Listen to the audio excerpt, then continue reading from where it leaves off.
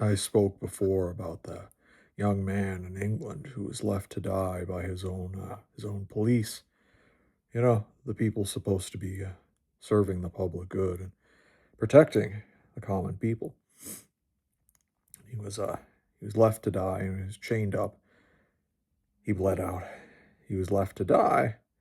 He was killed in a way by the people who were supposed to protect him, simply because he violated, the mores of political correctness.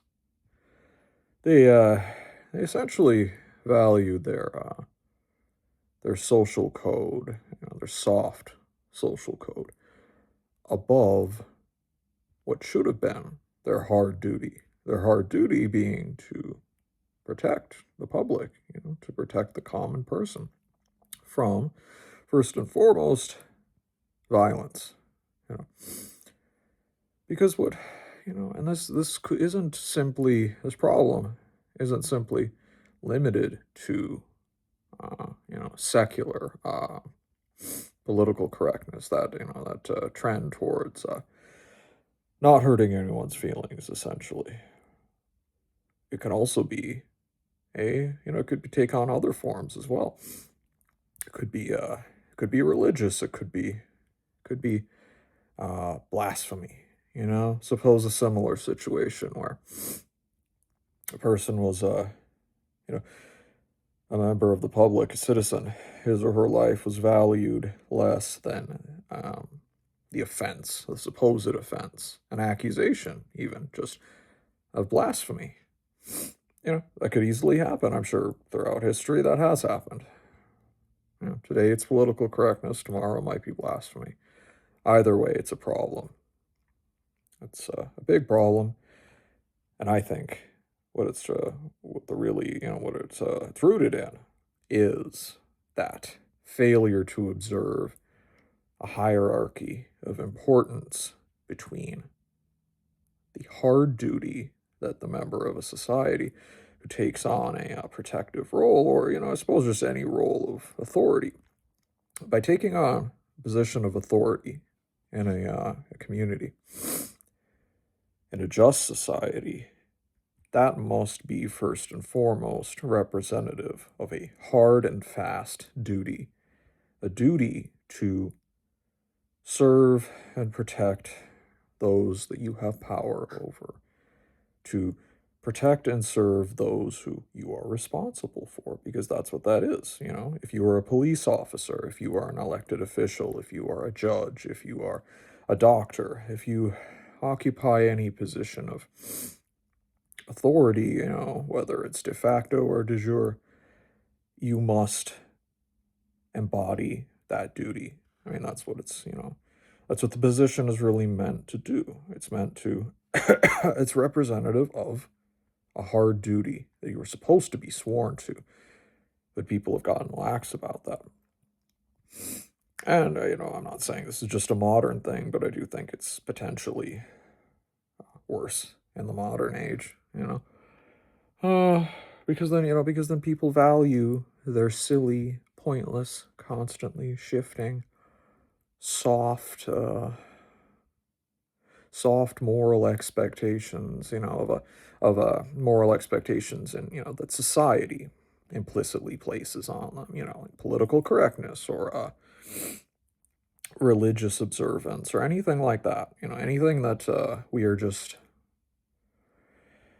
it's not, it's a broader thing, right? It's like society is supposed to embody this, multicultural, politically correct ethos, right? Or alternatively, society is supposed to embody this monolithic, religious purity, and we're not.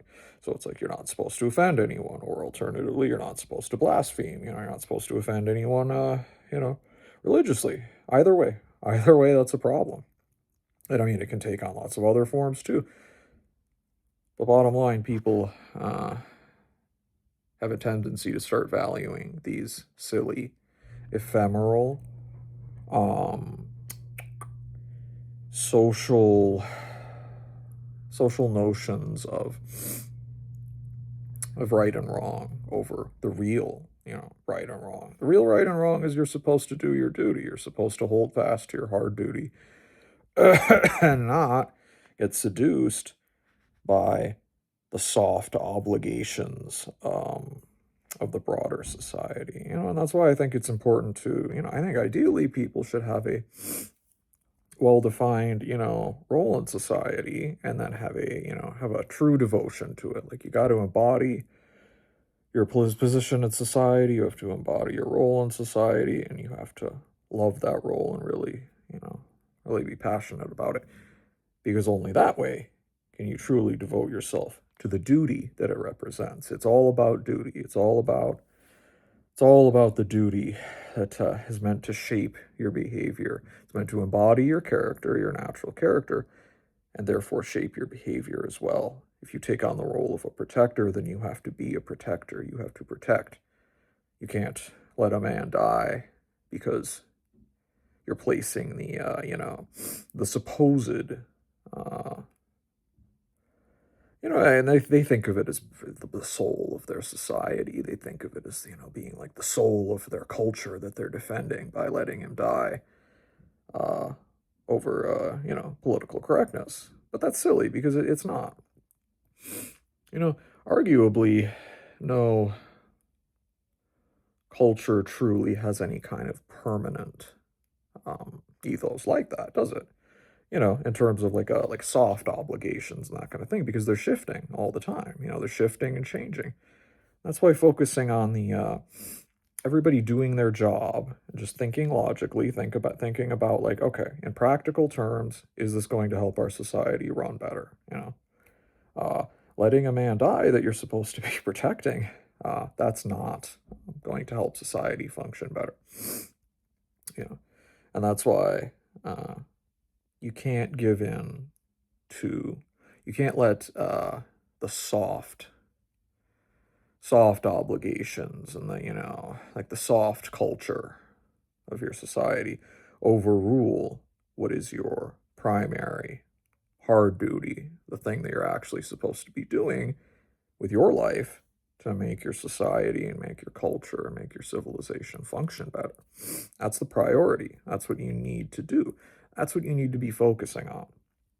Without that, you have nothing, because the soft, I'm trying to think of a good word that really captures what I'm thinking of with these soft obligations, these soft cultural values. And I'm going to keep thinking about it, because I think I can really pin down what I'm thinking of. But for right now, let's just think of them as like soft obligations. These kind of soft, changing, shifting obligations. They're not what you're supposed to be doing with your life. Those change all the time. They can't last. So any blood you shed in service to those ideals, those soft obligations, not only is it a betrayal of the duty that you're supposed to embody by the place you occupy in society, but it's ultimately, a betrayal completely bereft of any meaning, and you have no, at the end of the day, it's just hot air. You're sacrificing human blood for hot air, and we need to get away from that, and we need to reject it ferociously.